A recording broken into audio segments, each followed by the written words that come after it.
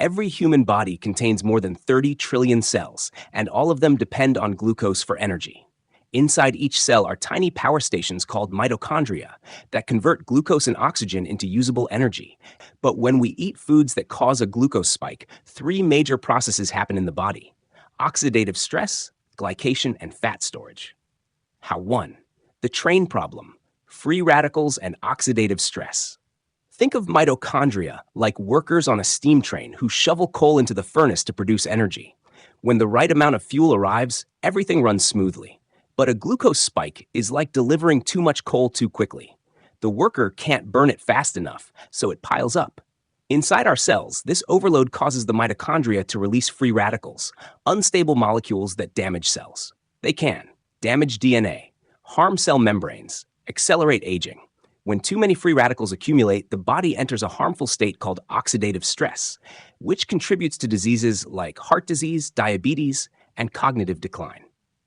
2. The toast effect: glycation and aging. Another thing happens when excess glucose circulates in the body: glycation. This process is similar to how bread turns brown in a toaster. When glucose sticks to proteins or other molecules, it damages them permanently.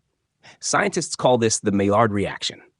Over time, glycation contributes to wrinkles, cataracts, heart disease, Alzheimer's disease.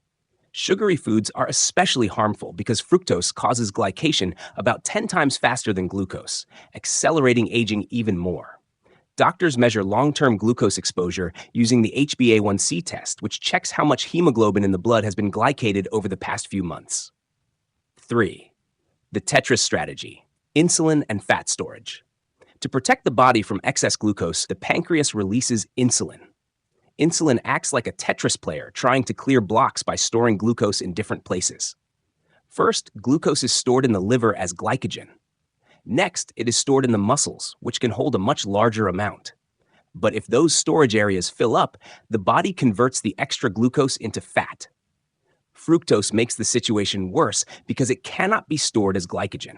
Instead, it goes straight to fat storage, which can lead to fatty liver disease, weight gain, increased risk of heart disease.